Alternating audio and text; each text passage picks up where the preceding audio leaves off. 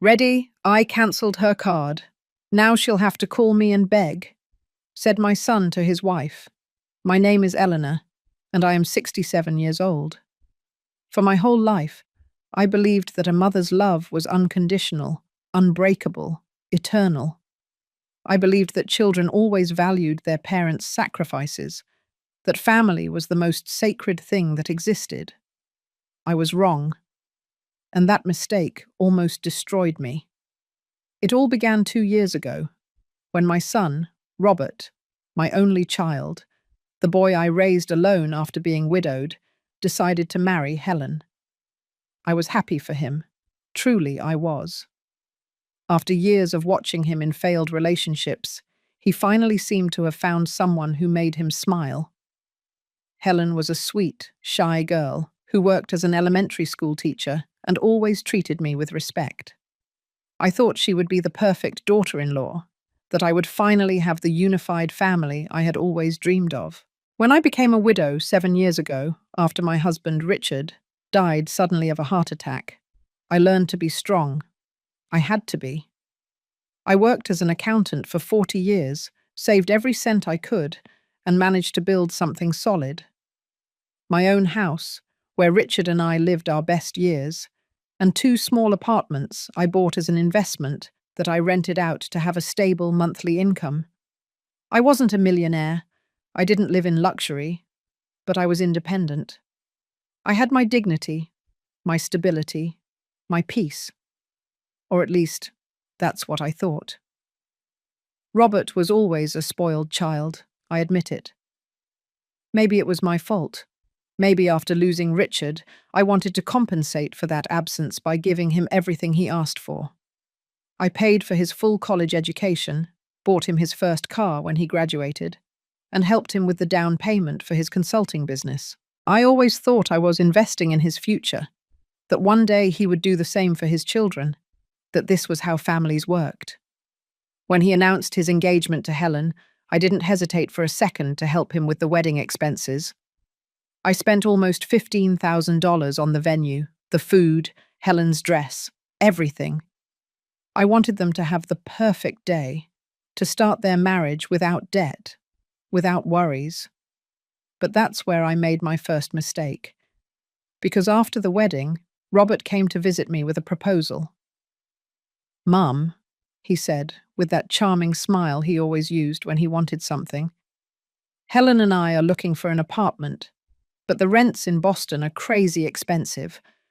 How about we rent your apartment on Morelos Street? I'm keeping Morelos Street as a name, but placing it in the US context of Boston. We'd pay you, of course, but it would be much cheaper than looking elsewhere." I looked at my son, saw the hope in his eyes, and I couldn't refuse. I usually rented that apartment for $800 a month, but I told Robert he would only pay me $300, almost nothing, just to cover the basic expenses of the place. "It's okay, son," I replied, "but with one condition. We'll sign a formal contract, all legal, so there are no problems later." Robert laughed, hugged me, and told me I was the best mother in the world. We signed the papers that same week. Helen was beaming. She thanked me 1,000 times and brought me flowers. Everything seemed perfect. The first 6 months were peaceful. Robert paid me on time, visited every Sunday for dinner. I usually made a big roast beef or a slow-cooked pot roast with mashed potatoes and gravy. And Helen called me to ask for recipes or advice. I felt useful, loved, an important part of their lives. I sat down every afternoon in my green velvet armchair, the same one where Richard used to read the newspaper, drank my tea from the white porcelain cup I had inherited from my mother, and looked out the window, feeling that life, despite the losses, still had meaning. But then the subtle changes began, those small details that a mother notices but tries to ignore because she doesn't want to believe something is wrong. Robert started arriving late for our Sunday lunches. Sometimes he didn't even come, sending a text message apologizing, saying he had too much work. When he did come, he seemed distracted, constantly checking his phone, answering in monosyllables, Helen stopped calling me as much, and when she did, her voice sounded tense, forced. One Sunday, when they finally both came for dinner, I noticed something strange. Robert was wearing a new watch, one of those expensive Swiss brand watches that cost thousands of dollars. Helen had a designer handbag hanging on her chair, one of those that cost more than $2,000. I saw them and felt a pang of uneasiness in my chest. "What a nice watch, son," I commented, trying to sound casual. "Was it a gift?" Robert smiled smugly, lifting his wrist so I could see it better. "I bought it myself, Mum. My business is growing a lot. Things are going really well." I nodded and smiled, but inside, something didn't add up. If his business was doing so well, why was he still living in my apartment, paying only $300? Why wasn't he looking for a better place, one more in line with his supposed success? I kept my doubts to myself. I didn't want to be the intrusive mother, the critical mother-in-law. But the signs kept appearing, one after another, like pieces of a puzzle I couldn't yet see completely. 2 weeks after that lunch, I received a call that chilled me. It was from the bank, an automated message informing me about a rejected charge on my credit card due to insufficient funds. I hung up, confused, checked my banking app on my phone, and what I saw took the air out of my lungs.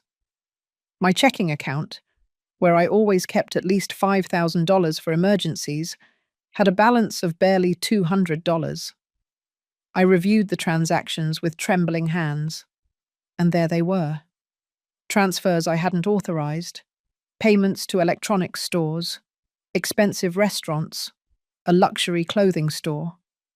All made in the last 2 months. All for amounts between $500 and $1,500.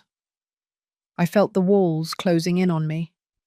I immediately called the bank. "Mrs. Eleanor," the executive explained with a professional voice, "these movements were authorized with your additional debit card, the one registered under Robert Delgado as an authorized user." I was speechless.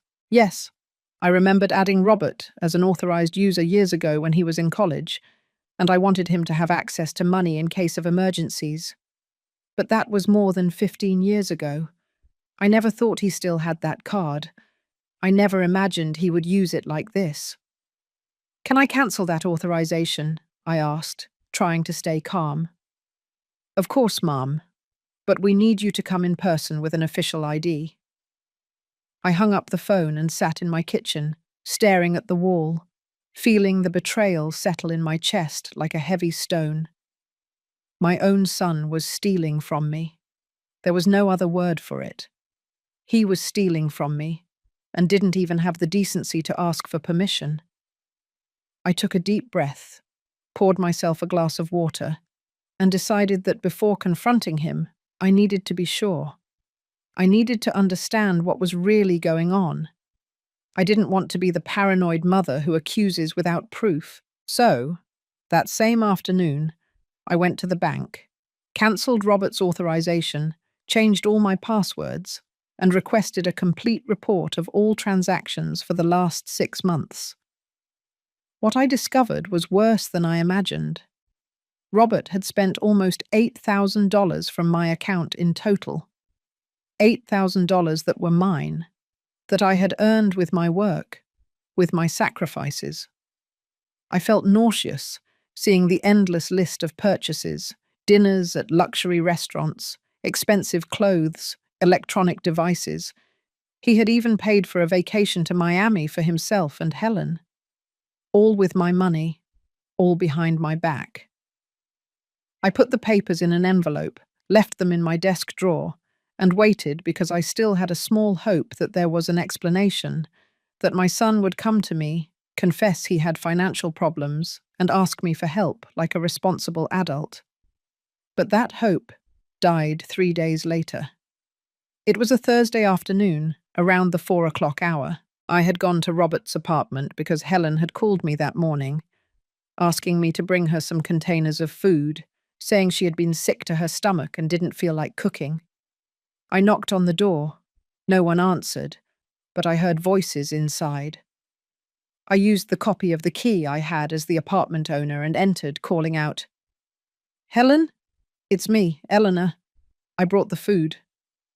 Silence. I walked toward the living room, and then I heard it. Robert's voice was coming from his office, the small room he used for work. He was talking on the phone, and his tone was mocking, arrogant, completely different from the one he used with me. "No, bro, I'm telling you it's all resolved," he said, laughing. "I cancelled the extra card I had for my mom before she realized how much I spent. The old lady doesn't even check her statements often. And you know what the best part is? Now that she cancelled my access to her account, I cancelled her primary credit card. I have copies of her documents. I made the call to the bank, pretending to be her advisor, and that's it. Now, if she wants to get her card back, she'll have to call me. She'll have to beg. She'll have to understand that she can't treat me like a kid anymore. It's time she learns who's in control here." I stood petrified on the other side of the door. I felt the floor disappear beneath my feet, all the air rushing out of my lungs at once. My son, my only son, the child I had dedicated my entire life to, was planning to manipulate me, control me, and humiliate me. And the worst was the tone of his voice, that cruel laugh, that sick satisfaction in talking about making me beg. I backed away silently, left the apartment without a sound, walked down the stairs with my legs trembling, got into my car and sat there, clutching the steering wheel, trying to process what I had just heard. The tears came later, when I got home, when I closed the door behind me, and finally allowed myself to feel all the pain, all the betrayal, all the disappointment. I cried like I hadn't cried since Richard's funeral. I cried for the son I thought I had, who turned out to be a stranger.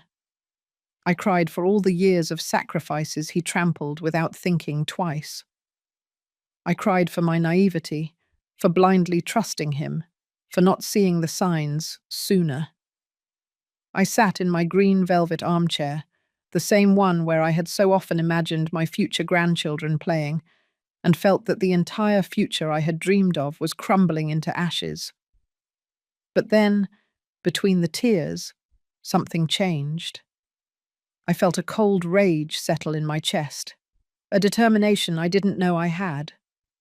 I looked at the white porcelain cup still in my hand, the cup my mother had given me before she died, the cup that had survived decades of moves and difficulties, and I understood something fundamental. I too had survived worse things. I had survived the death of my husband, years of hard work, and had built an estate from nothing. And I was not going to let my own son destroy me. If Robert wanted to play the smart one, if he wanted to manipulate and control me, he was about to discover that his mother wasn't the naive old woman he thought she was. I didn't sleep that night.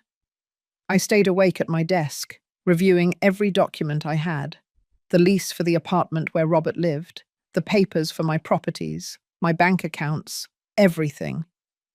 I reviewed every detail with the meticulousness of the accountant I had been for 40 years. And as I reviewed, a plan began to form in my mind. A cold, calculated, perfect plan. Robert wanted to make me beg. Fine. But he was about to learn a lesson he would never forget. Because it turned out that the apartment where he lived so comfortably, paying only $300 a month, was still entirely in my name. And the contract we had signed had a very specific clause that I myself had included. Immediate cancellation of the contract in case of non-compliance or inappropriate conduct by the tenant. I smiled for the first time in days, a small, sad but determined smile. The next morning I would call my lawyer, and then the real game would begin. At 8 o'clock in the morning on Friday, I called Eric Marshall, my trusted lawyer for more than 20 years. Eric was the one who helped me with all the legal paperwork when Richard died, who reviewed the purchase contracts for my apartments, who always advised me with patience and honesty. Eleanor, he answered with his warm, familiar voice. What a surprise to hear from you so early. Is everything okay? I took a deep breath. Eric, I need you to review a lease agreement and tell me exactly what my rights are as the owner to cancel it. There was a pause. Problems with a tenant? His voice became professional, alert. Yes, I replied, feeling the words stick in my throat. With my son, Robert. Eric didn't ask unnecessary questions. He asked me to send him a copy of the contract by email and scheduled a meeting at his office that same afternoon. At 3 o'clock, I was sitting across from his desk, watching him read every line of the document carefully. Finally, he looked up, took off his glasses, and looked at me with a mixture of pity and understanding. Eleanor, I'm so sorry you're going through this, but legally you have every advantage. This contract clearly specifies that it requires 30 days' notice for cancellation by either party, but it also includes this clause for immediate termination for justifiable cause. If you can prove that Robert engaged in fraudulent conduct or misused your confidential information as the owner, you can cancel the contract immediately. I took the envelope from my purse with the bank statements, copies of the unauthorized transactions, everything perfectly organized. Eric reviewed each paper carefully, taking notes in his notebook. This is enough, he finally said. Robert used an old bank authorization to access your money without your current consent. That is a breach of trust. Technically, it could be considered family fraud. You have solid grounds to cancel the contract. He explained the process to me. I needed to send a legal eviction notice with 72 hours' notice. A judicial officer would have to deliver it by hand, and after that period, Robert and Helen would have to vacate the property. Are you sure you want to do this? Eric asked me gently. He's your son, Eleanor. Once you take this step, there's no turning back. I looked out his office window, saw the city stretching out under the grey afternoon sky, and thought of all the times Robert had hugged me as a child, all the nights I spent awake caring for him when he had a fever, all the sacrifices I made believing I was building a future for him. And then I remembered his words. Now she'll have to call me and beg. I remembered the cruel laugh, the contempt, the satisfaction in planning my humiliation. I am absolutely sure, I replied, with a voice I didn't recognize as my own, cold and firm. Proceed with everything, Eric. I want the eviction executed exactly on Monday at 6 o'clock in the evening. Eric nodded and immediately began drafting the documents. While he worked, I took out my phone and checked my bank accounts. Just as Robert had promised on the phone, my primary credit card was blocked. I called the bank, explained the situation, filed a formal complaint for identity theft, and after 2 hours of bureaucratic procedures, I managed to get my card reactivated and block any future access Robert might have. I also changed all my account passwords, updated my security questions, and made sure none of my documents were within my son's reach. On Monday morning, a judicial officer knocked on Robert's apartment door. I watched him from my car parked across the street, my heart pounding so hard I could hear it in my ears. Helen opened the door, received the envelope with the legal notification, and signed the acknowledgement of receipt with trembling hands.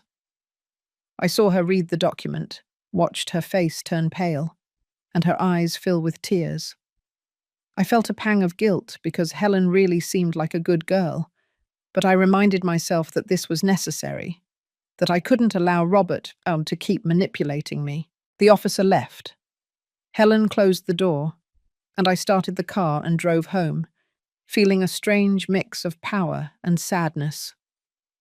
Over the next 3 days, Robert tried to call me 16 times. 16 calls I rejected one after another.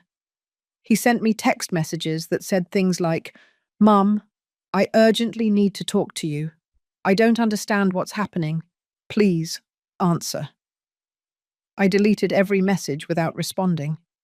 He also tried to come to my house, knocking on the door for 20 minutes one Tuesday night, yelling, "Mum, I know you're there. Open the door. We need to talk."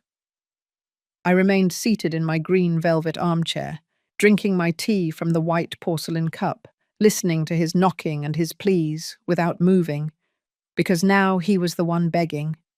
Now he was the one who needed something from me, and I had decided he wouldn't get anything until it was too late. On Wednesday afternoon, 2 days before the eviction, I received a call from Helen. Her voice sounded broken, desperate. "Eleanor, please. I know Robert did something wrong. He told me everything. I know he used your money without permission, and I didn't know anything, I swear to you. I thought everything he bought was with his work money. Please, give me a chance to explain." My determination wavered for a moment. Helen's voice sounded genuine, scared. But then I remembered that Helen had used that $2,000 handbag bought with my money, that she had gone to Miami with my money, that she had enjoyed all those luxuries while I worked hard to keep my savings. "Helen," I replied calmly, "I understand you're scared, but my decision is made. The lease ends on Friday at 6 o'clock in the evening. You have until that time to vacate the apartment." "But where are we going to go?" Helen sobbed. "We don't have any money saved for a new apartment. Robert says his business is having problems, that he doesn't even have money for a deposit anywhere else." Those words confirmed my suspicions. Robert had not only stolen from me, but he had also lied about the success of his business. He had spent my money trying to maintain a facade of prosperity that didn't exist. "That's not my problem, Helen," I replied, and hung up the phone before she could say anything else. My hands were shaking. I felt like a terrible person, but I reminded myself that I hadn't created this situation. Robert did. He made the decisions that brought us here, and now he would have to face the consequences. I barely slept on Thursday night. I knew that the next day, at 6 o'clock in the evening, Robert and Helen would have to leave the apartment. I knew they would probably come to my house afterward, that there would be an inevitable confrontation. I spent the whole day mentally preparing, reviewing all the documents I had over and over again, the bank statements, the recordings of the calls to the bank reporting the fraud, copies of all the threatening messages Robert had sent me when he finally understood that I was not going to back down. I organized everything in a red folder, left it on my living room table, and waited. Friday dawned cloudy, with that grey sky that seemed to foreshadow a storm. I got up at 6 o'clock in the morning, made my coffee, and sat in the kitchen watching the clock move slowly. Every minute felt like an hour. At 9 o'clock, Eric called me to confirm that everything was in order, that the judicial officer would be present at exactly 6 o'clock to supervise the eviction without incident. "Do you want me to be there with you?" he asked with genuine concern. "No," I replied. "I need to do this alone." But that wasn't entirely the truth. In reality, I needed to see Robert's face when he realized he had completely underestimated his mother. I spent the day in a strange state of tense calm. I cleaned my house from top to bottom, even though it was already spotless. I watered my plants, organized my closet, and prepared food that I didn't have the appetite to eat. Anything to keep my hands busy and my mind distracted. At 5:45, my phone started ringing non-stop. It was Robert. I rejected the call. He called again immediately. I rejected it again. Then a text message arrived.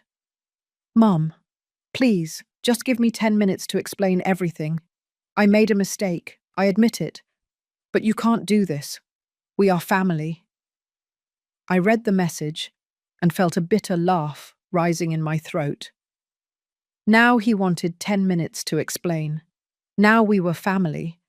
But when he was planning to make me beg, when he was laughing about me with his friends, when he was stealing my money to maintain his fake lifestyle, then he didn't care that we were family. I didn't answer. I silenced my phone and put it in my purse. At exactly 6 o'clock, I received a message from Eric with a photo. It was Robert's apartment. I could see mountains of boxes stacked in the living room, suitcases piled by the door, and furniture heaped in disorder. The judicial officer was standing in the center, supervising. Helen was sitting on the sofa, crying with her face in her hands. And Robert wasn't there. As Eric explained to me via message, Robert had run out of the apartment 30 minutes earlier, shouting that he was going to fix all this, that his mother couldn't do this to him. I smiled. I knew exactly where he had gone. 20 minutes later, I heard a car brake sharply in front of my house. Hurried footsteps, desperate pounding on my door. "Mom, open the door. We need to talk now." Robert's voice sounded agitated, furious, and desperate. I got up from my armchair, smoothed my pants, took a deep breath, and walked toward the door with slow, measured steps. Every step was a conscious decision. Every step was a reaffirmation of my dignity. I opened the door, and there was my son. His hair was messy, his shirt wrinkled, his eyes injected with fury and panic. "What the hell are you doing?" he shouted without even greeting me. "How can you kick us out onto the street like this? I'm your son." I looked at him in silence for long seconds. I observed every detail of his face, looking for any trace of genuine remorse, of shame, of acknowledgement of what he had done. I found nothing. There was only indignation, as if he were the victim, as if I were doing something unfair to him. "Come in," I finally said, stepping aside. Robert entered like a storm, walked straight into my living room, and turned to face me with clenched fists. "Explain what's happening. Why did you cancel the contract without telling me? Why aren't you answering my calls? Helen is destroyed. She's crying non-stop, and I don't know what to tell her." I sat in my green velvet armchair, crossed my hands over my lap, and looked at him with a calm I didn't know I possessed. "Sit down, Robert." My voice sounded soft but firm, the voice of someone who has complete control of the situation. He hesitated, clearly expecting a fight, yelling and drama, but I wasn't going to give him that satisfaction. I said, "Sit down." This time, my tone was sharper. Robert slumped onto the couch across from me, his leg bouncing nervously, his hands rubbing against each other. "Tell me what you want," he spat the words out. "If it's money, if you want me to pay you something, we can arrange a payment plan, but you can't leave us homeless from one day to the next." I took the red folder I had left on the table and placed it on my lap, still unopened. "Robert, let me ask you a question. Do you remember when you were 10 years old and were accused of stealing money from the school's cash box?" He blinked, confused by the change of subject. "What does that have to do with—" "Answer the question," I interrupted him. Robert clenched his jaw. "Yes, I remember. And you defended me because you knew I hadn't." "Exactly," I nodded. "I defended you because I trusted you, because I believed your word. Because that's what mothers do. We trust our children even when everyone else points fingers." I got up, walked to the window, and watched the street darkened by the sunset. "For years, Robert, I defended you to everyone. When your father said I was spoiling you, I defended you. When your teachers said you were irresponsible, I defended you. When your own friends warned me that you were changing, I ignored them, because I thought I knew my son better than anyone else." I turned to look at him. But it turns out everyone was right, and I was blind. Blinded by love. Blinded by the hope that my son would be an honest and grateful man. Robert stood up abruptly. "What are you talking about?" Why are you talking like I'm some kind of criminal? I just needed a little borrowed money. I was going to pay you back. His voice rose in volume. His cheeks flushed. Borrowed? I repeated the word slowly. Borrowed money is taken without permission? Borrowed money is spent on luxury watches and vacations, while your mother is still working to make ends meet. I opened the red folder and took out the bank statements. $8,200, Robert. That's what you took from my account using an authorization I gave you 15 years ago for college emergencies. I placed the papers on the coffee table, one by one, like cards in a poker game. Robert looked at them, and his face went from red to white in seconds. I thought that you have money, Mum. You have your apartments, your savings. His voice became small, childish. And that gives you the right to steal from me? I asked, and the word steal dropped between us like a bomb. I didn't steal from you, he shouted. I just borrowed it.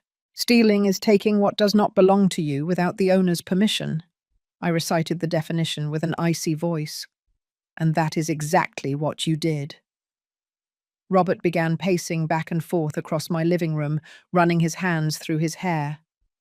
Fine. Fine. I made a mistake. I'm sorry. Is that what you want to hear? I'm sorry. Well, I'm sorry, Mum.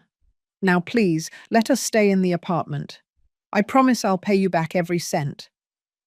I watched him fall apart, saw the arrogance turn into desperation, and I didn't feel the satisfaction I expected to feel. I only felt a deep emptiness, an immense sadness for everything we had lost.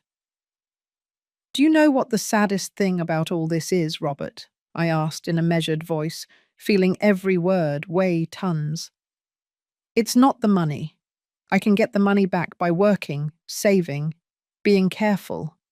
The saddest thing is that you destroyed something that can never be recovered. My trust. And without trust, there is no family. Robert stopped pacing and looked at me with pleading eyes. Those same eyes he used as a child when he wanted to convince me to buy him a toy or let him stay up late.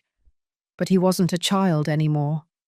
He was a 35-year-old man who had made conscious, calculated, cruel decisions. Mom, please, his voice broke. I know I messed up. I know it. But give me a chance to fix it. Helen has nothing to do with this. She's innocent. You can't leave her on the street for my mistakes. I raised an eyebrow. So now you're worried about Helen? How interesting.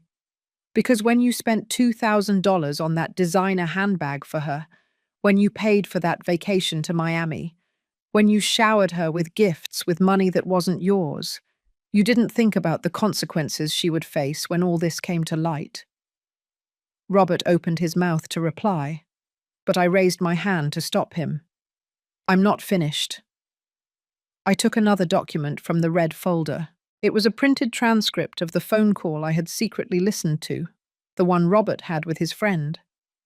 I had asked a technician to help me properly document it from my phone, where I had recorded parts of the audio.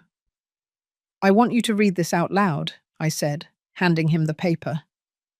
Robert took it with trembling hands. His eyes scanned the lines, and I saw the color completely abandon his face. Mum, Read it, I ordered, with a voice of steel. He swallowed. His hands were shaking so much that the paper crinkled. I already cancelled her card, he began to read in a barely audible voice. Now she'll have to call me and beg if she wants anything. It's time she learns who's in control here. Every word came out of his mouth like poison. The old lady doesn't even check her statements often. She's perfect for manipulating. I saw tears begin to accumulate in his eyes, but I felt no compassion. I had spent all my tears during these days. I had processed all my pain in solitude. Now, only the cold, hard truth remained. Keep going, I instructed when he paused. My mum has always been weak. She always gives in to everything I ask for. I thought it was time to take charge of her finances before she spends everything on nonsense. Robert dropped the paper as if it burned his hands. I didn't mean that. I was angry. I was just talking. Angry about what? I interrupted him. Angry because your mother gave you everything for 35 years and finally wanted to set a limit? Angry because a 67-year-old woman still has control over the money she earned herself with her work? I stood up and walked toward him, looking him directly in the eyes. Let me explain something that you seem to have never understood, son. I am not weak. I survived the death of the love of my life. I worked 40 years in a job I didn't always like to build an estate. I raised a child alone who constantly challenged me and demanded more. None of that is weakness. What you confused with weakness was unconditional love. But it turns out that even unconditional love has limits. Robert dropped to his knees in front of me, literally on his knees, his hands clasped in a pathetic plea. Mum, I beg you, forgive me. I'll do anything. I'll go to therapy. I'll seek help. I'll change completely, but please don't leave us homeless. Helen is pregnant. Those last words fell like a bomb in the middle of the room. I froze, feeling my carefully constructed plan threaten to crumble. What did you say? My voice sounded distant. Strange. Helen is pregnant, Robert repeated with renewed desperation. 2 months along. We hadn't told you yet because we wanted to wait until the 3rd month. But now I need you to know. You're going to be a grandmother. Mum, you can't do this. You can't leave your grandchild homeless. I backed away as if I had been physically struck. A grandchild. I was going to be a grandmother. For years I had dreamed of that moment. I had imagined what it would be like to hold a baby again, to watch him grow, spoil him and love him. And now Robert was using that information as a weapon, as a desperate last card to manipulate me. I saw in his eyes that he knew exactly what he was doing. He knew he had found my weak point. And in that moment, I understood that if I gave in now, if I allowed this news to change my decision, I would be establishing a pattern that would repeat for the rest of my life. Robert would learn that he could do whatever he wanted, hurt me however he wanted, and there would always be something to use to manipulate me. First the grandchild, then the child's well-being, then his education. Always something. Get up, I told him with a trembling but firm voice. Mum, please. I said, get up. My tone allowed no discussion. Robert slowly stood up, wiping his tears with the back of his hand. I looked at him and tried to find the child he once was, the little boy who hugged me and told me I was the best mum in the world. But that child no longer existed, if he ever truly existed at all. Congratulations on the baby, I finally said. I hope you are a better father than you have been a son, and I hope that child never, ever has to go through what I am going through now. Robert opened his mouth to speak, but I continued. The eviction stands. You have until 11 o'clock tonight to get all your things out of the apartment. After that time, the judicial officer will change the locks, and any belongings left inside will be considered abandoned. I saw the last bit of hope die in his eyes, replaced by something darker, resentment, even hatred. You know what? He said with a voice full of venom. You're right. I'm not the son you expected. But you're not the mother I thought you were either. A real mother would never leave her son out on the street with his pregnant wife, no matter what he had done. You're a bitter, lonely old woman, and you're going to die bitter and lonely. His words were designed to hurt me, to make me feel guilty, to destroy my determination. And they hurt, I won't lie. They hurt like 1,000 knives stabbing my heart. But I had already cried all my tears. I had already processed all my pain.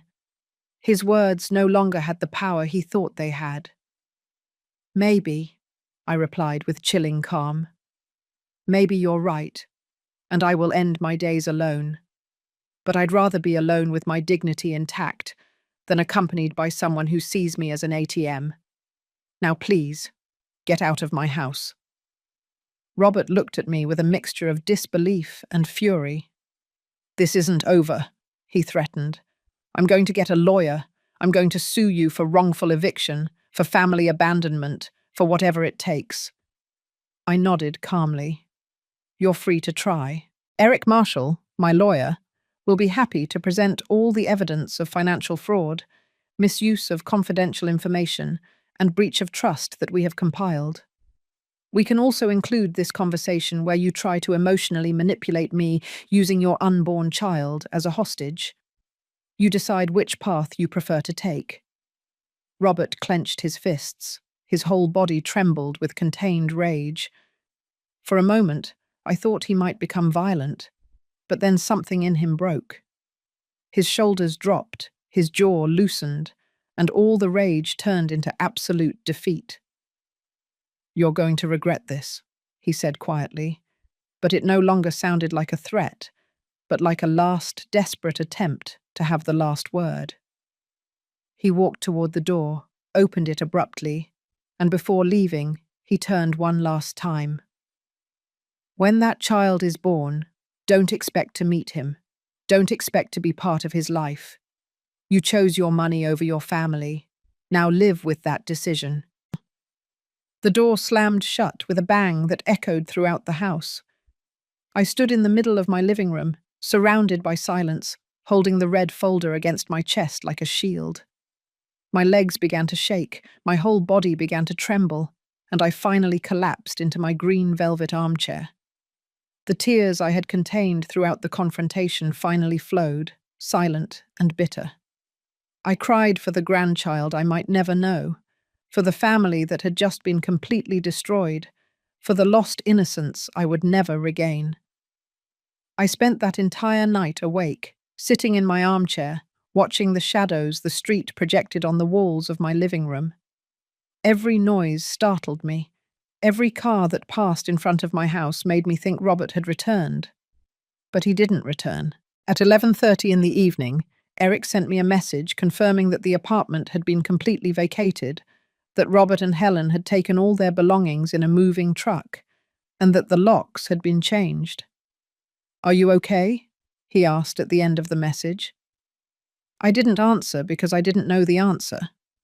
I wasn't okay, but I wasn't sorry either. I was in an intermediate place, an emotional limbo, where relief and pain coexisted in equal proportions. The following days were the hardest of my life, even worse than the days after Richard's death. Because when Richard died, I at least had the consolation of knowing that our love had been real, that we had built something beautiful together. But with Robert, everything felt contaminated. Every happy memory of his childhood now came with the question, when did he start seeing me as a means to get what he wanted instead of as his mother? Did he ever genuinely love me, or was I always just a resource for him? Those questions tormented me during the day and kept me awake at night. A week after the eviction, I received a call from an unknown number. I hesitated before answering, but something in me needed to know who it was. "Eleanor." It was Helen's voice, small and fragile. "It's me, Helen. Please don't hang up." I remained silent, waiting. "I just want you to know that I didn't know anything," she continued, her voice breaking. "I didn't know Robert was using your money. He told me his business was doing great, that we could afford those luxuries. When I saw the gifts, the expensive dinners, the vacations, I thought we were finally progressing. I never imagined it was all with stolen money." Her voice broke on the last word, and I heard her sobbing on the other end of the line. "Why are you calling me, Helen?" I asked with exhaustion, without the energy for more drama. "Because I need you to know the truth," she replied between sobs. Robert is not the man I thought he was. Since you kicked us out of the apartment, he has shown his true colors. He's furious all the time. He blames me for not being more useful in convincing you. He says that if I had insisted more, you would have given in. We're living at his friend Adrian's house, sleeping on a sofa bed, and Robert spends all day looking for ways to get revenge on you instead of looking for a job or a new apartment. A chill ran down my spine. Get revenge how? Helen took a deep breath. He's been calling your neighbors, telling them you're a cruel old woman who abandoned her pregnant son on the street. He's posted horrible things about you on social media, saying you're an unnatural mother. He even talked about going to your job, about making a public scene to humiliate you. My heart started beating faster. Helen, if you're calling me to scare me— No, she interrupted urgently. I'm calling to warn you, and to ask you something. I'm leaving. Eleanor, I'm going back to my parents' house in San Diego. I can't stay with a man who is capable of hating his own mother so much. If he's capable of doing this, what will he do to me when the baby is born and things get tough? I felt a mixture of relief and sadness for Helen. I think that's a wise decision, I told her sincerely. But before I go, Helen continued, I need to give you something back. 2 days later, Helen came to my house. She arrived in a taxi with a small suitcase and a paper bag in her hands. She looked haggard, with deep circles under her eyes, her hair tied back in a messy ponytail. I invited her in, but she shook her head. I can't stay long. Robert thinks I'm at the doctor. I just came to give you this. She handed me the paper bag. Inside were several items. The designer handbag Robert had bought her, a pair of expensive earrings, and a silk scarf. I don't want them, Helen said firmly. They were bought with your money. They don't belong to me. I took the bag, touched by the gesture. Helen, this isn't your fault. I know, she interrupted me, but I still can't keep them. Every time I see them, they remind me of this whole mess. We were silent for a moment. Is the baby okay? I finally asked, unable to contain the question that had been gnawing at me inside. Helen nodded, placing her hand on her still flat belly. Yes, he's fine. I just had my first ultrasound. She hesitated a moment, then took a photo from her pocket and handed it to me. I thought maybe you'd want to see it. I took the photo with trembling hands. It was a blurry, black and white image, where I could barely make out a small shape that would be my grandchild. I felt something break inside me. All the defenses I had built crumbled in an instant. He's beautiful, I whispered, tracing the outline of the image with my finger. Eleanor, Helen said softly, I know Robert did terrible things to you. I know he has to face the consequences of his actions. But this baby is innocent. And even though you and Robert can't fix your relationship, I hope that someday you can meet your grandchild. Because all children deserve to have a grandmother, especially one like you. Her words pierced me like arrows. One like me, I repeated bitterly. Robert called me a cruel, bitter old woman. Helen shook her head. Robert is hurt and resentful, but I saw how you were with him when he came to visit you. I saw how you prepared his favorite meal every Sunday, how you kept his childhood photos in your living room, how your face lit up every time you talked about him. That's not a cruel woman. That is a woman who loved her son unconditionally, until he broke that trust in the worst possible way. Tears began to roll down my cheeks, and I couldn't stop them. Thank you, was all I could say. Helen hugged me, a brief but sincere embrace, and then walked away toward the taxi waiting for her. When the baby is born, I'll send you photos, she said before getting in. And when he's ready, if you're ready, you can meet him, but far from Robert. at least until he decides to grow up and be a real man. I watched the taxi drive away down the street and stood in my driveway, holding the ultrasound against my chest, feeling a mixture of hope and pain that I didn't know how to process. That night, I put the ultrasound in a small frame I had saved and placed it on my nightstand, where I could see it before I went to sleep. I also saved the items Helen had returned to me. The next day, I took them to a consignment store and sold them. The money, about $3,000, I deposited into a new account I opened specifically for my future grandchild. If Helen kept her word and allowed me to be part of the baby's life, that money would be there for his education, for his future, for the things that really mattered. Days passed and turned into weeks. Robert never contacted me again, never threatened me again, and never showed up at my work as Helen had warned he would. It was as if he had disappeared from my life completely, leaving only a huge void where my son had once been. Some days, that void hurt so much I could barely breathe. Other days, I felt relieved, free from the toxicity our relationship had become. I learned to live with that duality, with the fact that both feelings could be true at the same time. A month after the eviction, I was at the supermarket doing my weekly shopping when I heard a familiar voice calling my name. Eleanor? Eleanor Delgado. I turned around and saw Mary Beth Stevens, a former colleague from my years as an accountant. We hadn't seen each other in at least 5 years. Mary Beth, what a surprise. I greeted her with a genuine smile. Mary Beth approached, pushing her cart, her face showing concern. Eleanor, I heard some rumors, and I need to know if you're okay. Someone told me your son was saying horrible things about you on social media, that he accused you of abandoning him.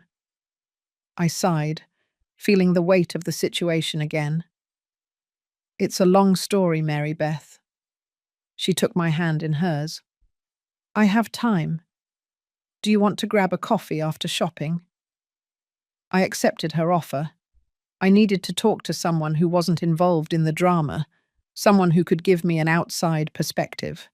An hour later, we were sitting in a small coffee shop, and for the first time since it all began, I told my complete story to another person. I showed her the documents, told her about the stolen money, Robert's cruel words, Helen's pregnancy, everything. Mary Beth listened to my whole story in silence, without interrupting, only nodding occasionally or squeezing my hand when the most painful parts came out of my mouth. When I finished, I felt exhausted, but also strangely relieved, as if sharing the weight of everything that had happened had made it a little lighter. Mary Beth took a long sip of her coffee, looked me directly in the eyes, and said something I will never forget. Eleanor, you did exactly what you had to do, and anyone who judges you for it doesn't understand what it means to set healthy boundaries, even with your children. Her words surprised me because I had been expecting her to tell me I had been too harsh, that mothers should always forgive, all those cliches that society teaches us to repeat without question. Do you really think that? I asked with an insecure voice. Mary Beth nodded firmly. Of course. Look, I have kids too, 3 to be exact. I love them with all my soul. I would give my life for them without hesitation. But if one of them stole from me, lied to me, and then planned to manipulate and humiliate me, I would do exactly the same thing you did. Because loving your children doesn't mean allowing them to destroy you. Loving your children also means teaching them that actions have consequences. I felt tears of relief rolling down my cheeks. For weeks I had tortured myself thinking I was a bad mother, that I had failed in some fundamental way. Hearing another mother, another woman who understood the complexity of these relationships, validate my decision was like a balm for my wounded soul. But the baby, I whispered. I'm going to lose the chance to know my grandchild." Mary Beth shook her head. "Helen told you she would send you photos, that eventually you could meet him. That door is not closed, Eleanor.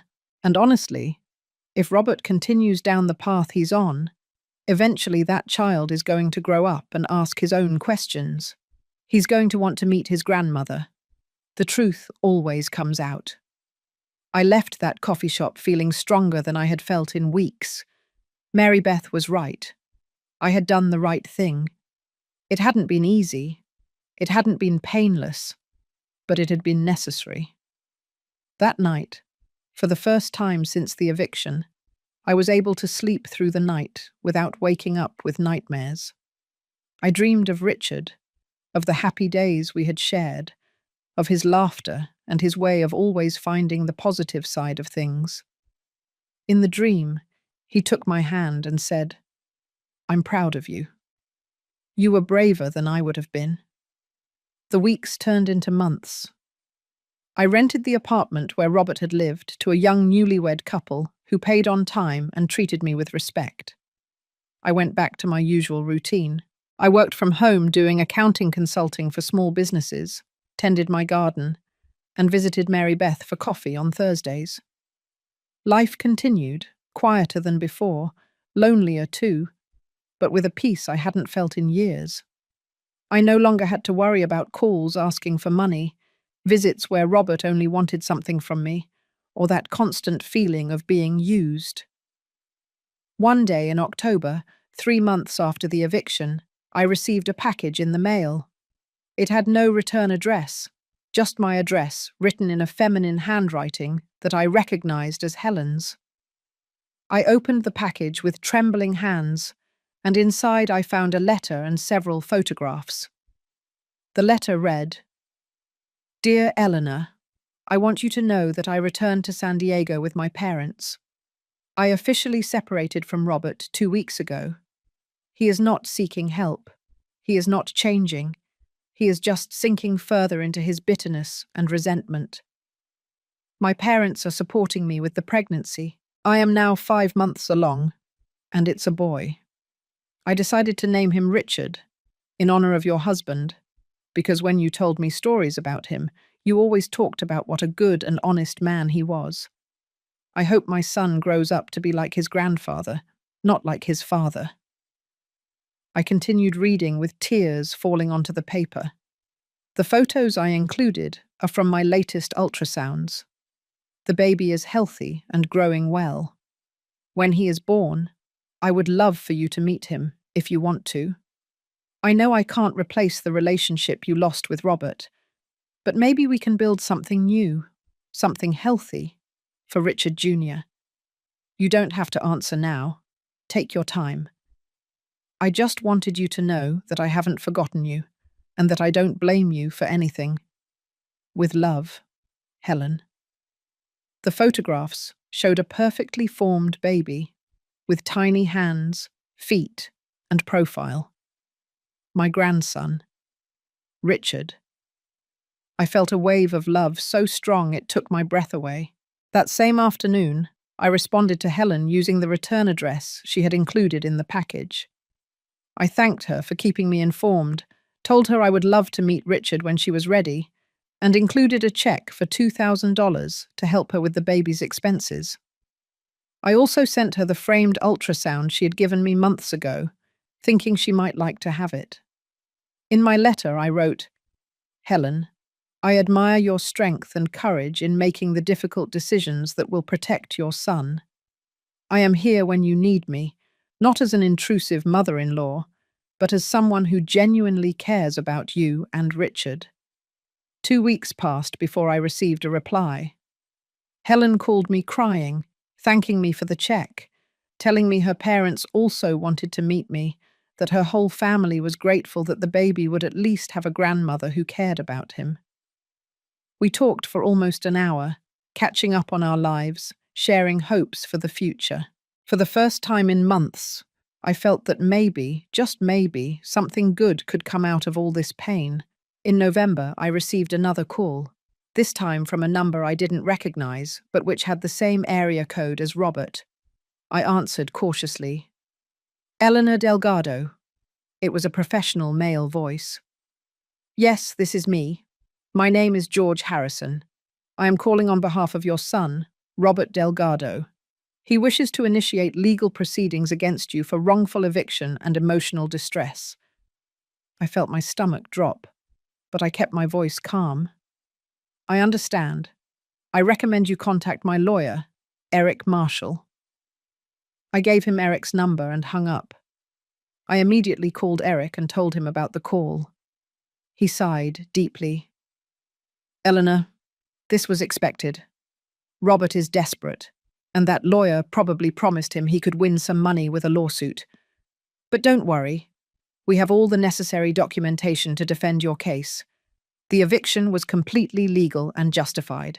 They don't have any solid basis. How long will this take? I asked, feeling tired. Probably several months. But trust me, we are going to win. Eric was right. The following months were exhausting, filled with court summons, depositions, and meetings with lawyers. But every time I had to testify or present evidence, I reminded myself why I was doing this. The trial took place in February, a cold, grey day that seemed to perfectly reflect the state of my heart. I arrived at the courthouse accompanied by Eric, dressed in my best beige pantsuit, my hair pulled back with dignity, and my mother's same white porcelain cup stored in my purse like a talisman of strength. Robert was already there when we entered, sitting next to his lawyer, George Harrison, a man in his 40s with a grey suit and an expression of professional boredom. Our eyes met for a second, and what I saw in my son's eyes chilled my blood. There was no remorse, no sadness, only a cold, hard resentment, like steel. The judge, an older man named Judge Thompson, called the court to order and began the hearing. Robert's lawyer spoke first, painting a picture of a cruel mother who had kicked her pregnant son and his wife onto the street without warning, without compassion, and without real justification. Your Honor, George said with a dramatic voice, my client and his wife were literally left homeless from one day to the next. Mrs. Delgado acted with calculated coldness, without caring that her daughter-in-law was pregnant, without considering the consequences of her actions. This was not only an unjustified eviction, it was an act of family cruelty that deserves compensation. I listened to every word, feeling the rage bubble up in my chest, but I kept my face serene, my posture dignified. Eric had prepared me for this. He had told me Robert's lawyer would try to make me look like the villain of the story. When it was Eric's turn, he stood up calmly and began to present our evidence. The bank statements, showing the $8,200 Robert had taken without authorization. The copies of the conversations where Robert planned to manipulate and control me. The lease agreement that clearly stipulated the causes for immediate termination. Every document was meticulously presented, every piece of evidence building an unbreakable case. Your Honor, Eric said with a clear and firm voice, what we have here is not a cruel mother abandoning her son. What we have is a 67-year-old woman defending her estate and her dignity from an adult son who was financially exploiting her. Robert Delgado is not an innocent victim. He is a 35-year-old man who stole from his own mother, who planned to continue manipulating her, and who now seeks to victimize himself when he finally faced consequences for his actions. I looked at Robert and saw his jaw tighten, saw his hands clench into fists on the table. The judge then asked me to take the stand to give my testimony. I walked forward, my legs trembling, but keeping myself upright. Robert's lawyer questioned me first, asking questions designed to make me look like a heartless mother. Mrs. Delgado, is it true that you executed the eviction knowing your daughter-in-law was pregnant? Yes, I replied with a clear voice. You didn't care about leaving your future grandchild homeless. Let me correct something, I said, looking him directly in the eyes. I didn't leave anyone homeless. Robert is an adult man with a college education that I paid for, with work experience, perfectly capable of finding another place to live. What I did was stop allowing him to live on my property, paying minimal rent, while he stole thousands of dollars from me. George tried to interrupt me, but the judge stopped him. Let her finish. I continued, feeling years of pain turn into words. For 35 years, I gave my son everything I had. I worked double shifts to pay for his studies. I spent my savings on his wedding. I offered him my apartment for a fraction of its real value. And he took all that and used it against me. He not only stole money from me, he planned to control me financially, humiliate me, and make me beg. All this while I still believed I was helping my son build his future. Tears began to roll down my cheeks, but I didn't wipe them away. I wanted everyone in that room to see my pain, to see the betrayal I had suffered. "And the baby?" George insisted. "You don't care about your grandson." "I care deeply," I replied with a broken voice. "That's why I opened a savings account with the money from the things Robert bought with my money. That's why I maintained contact with Helen, even after Robert threatened me. That's why I'm going to be part of my grandson's life if Helen allows me to.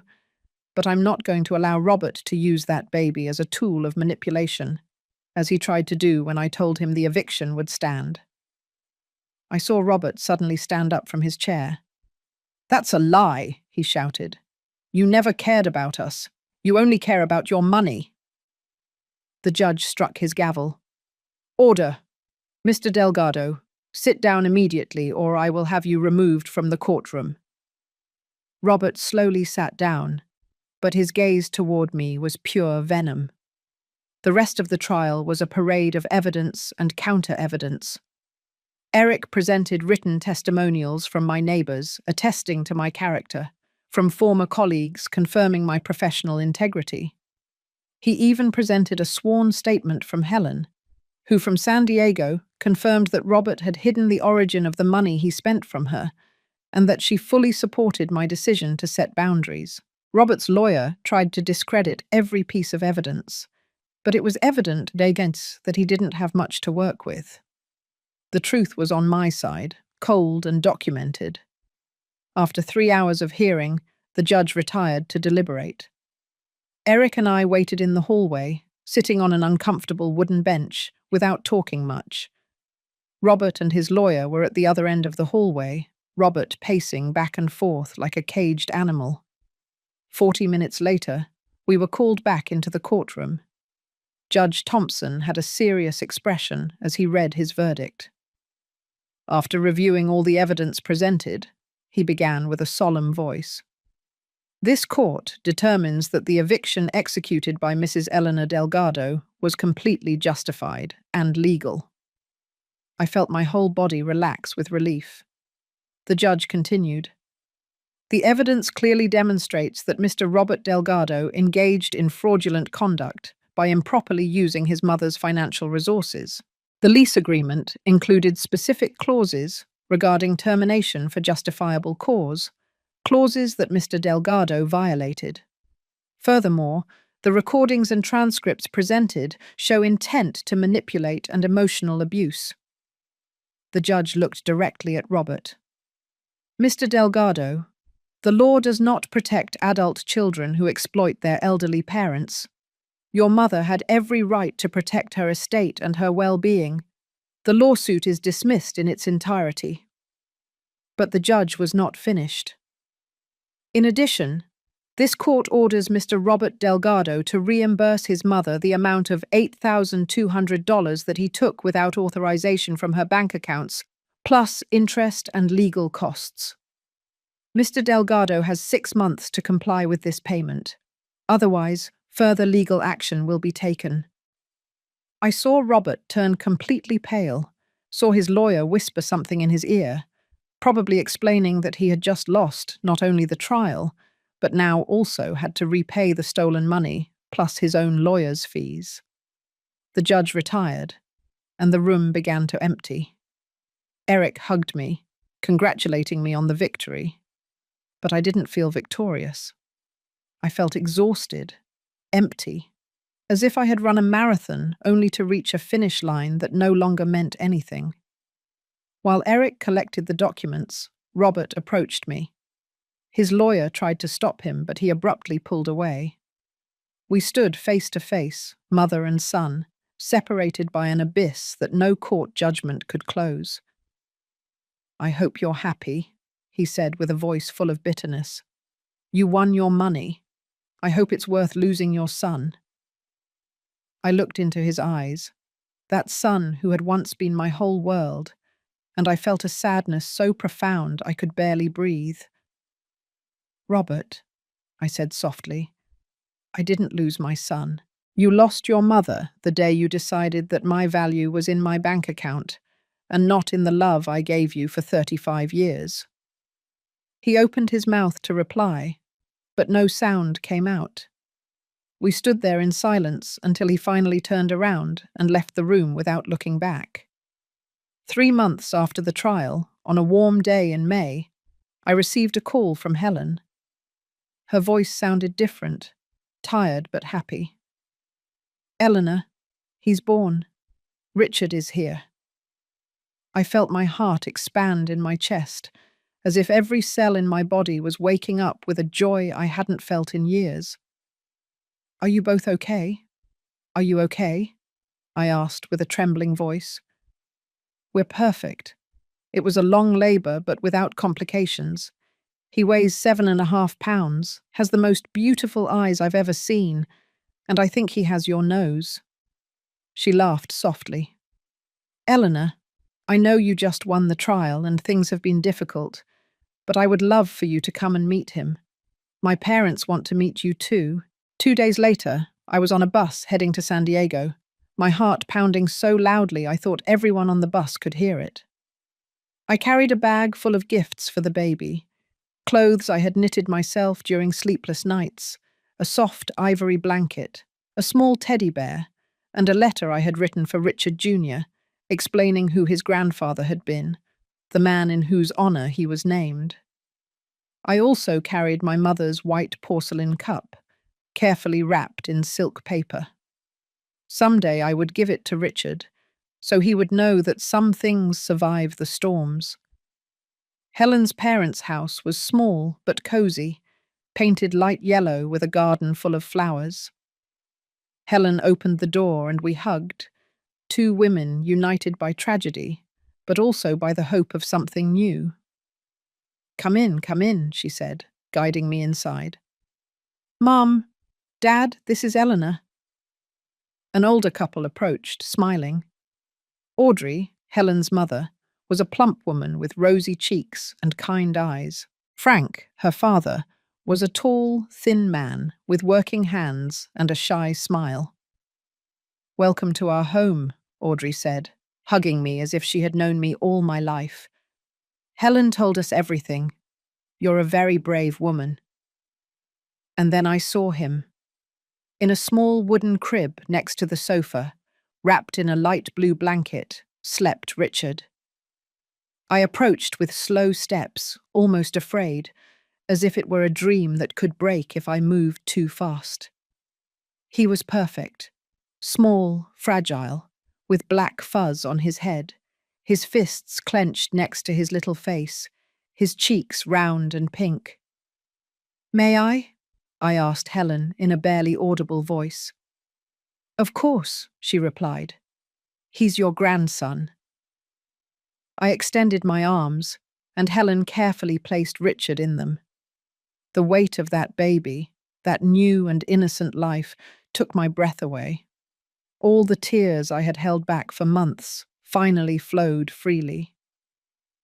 "Hello, Richard," I whispered, as he opened his tiny eyes and looked at me without really focusing.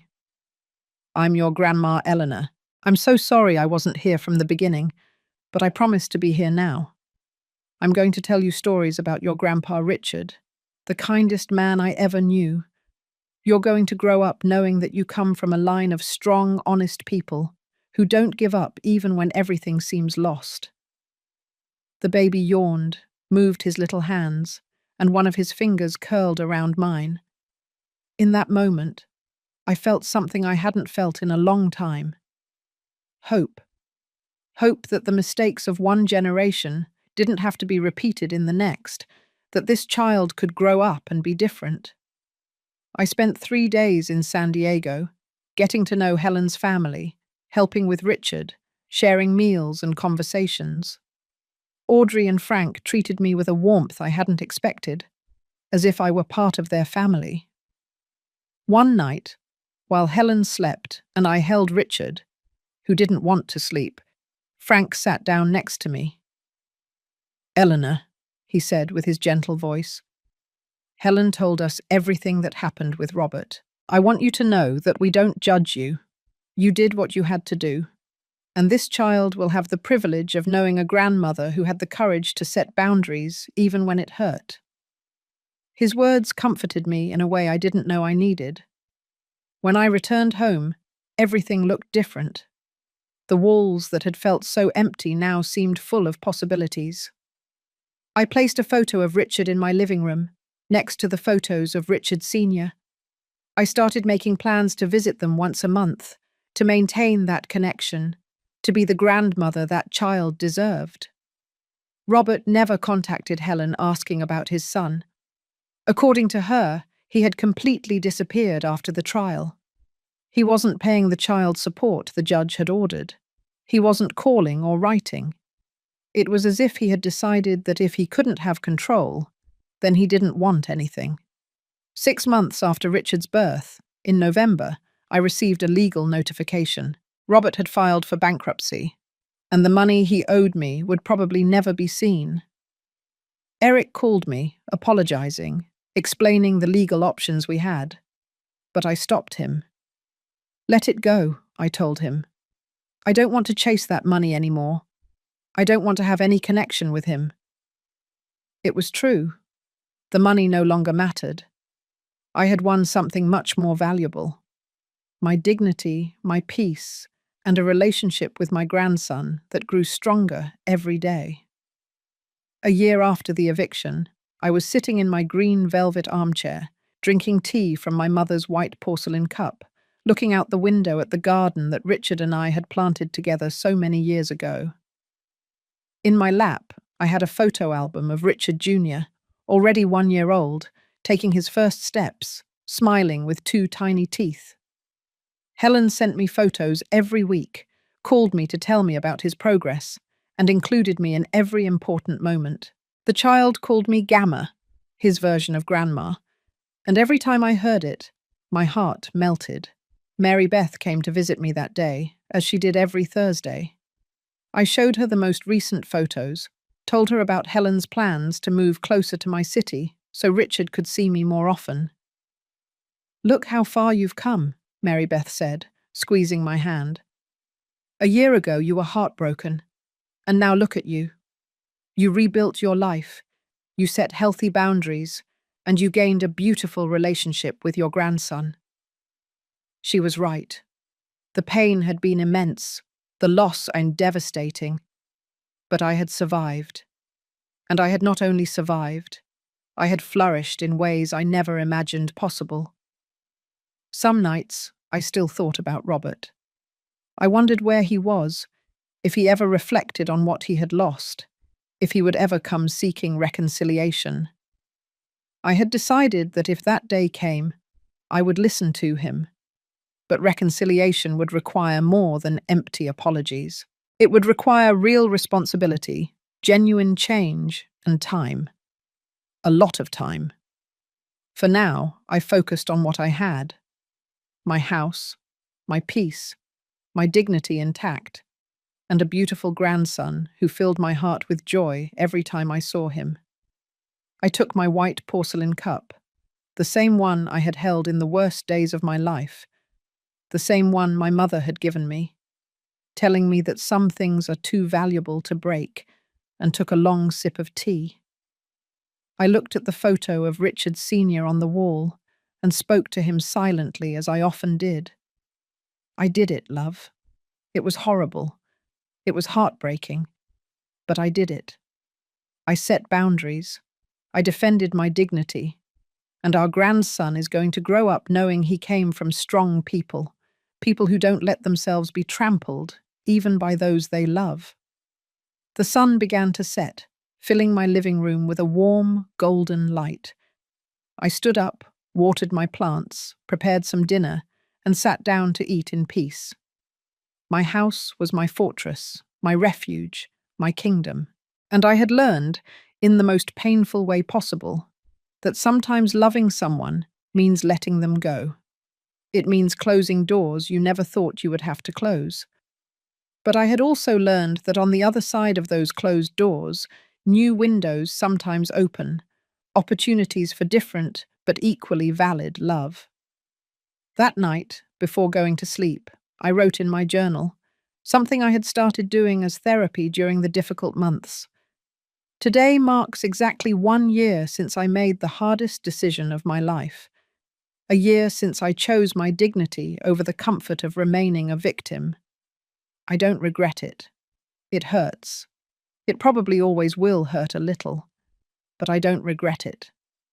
Because I learned that true love, the love that is worthwhile, does not require you to destroy yourself to prove it.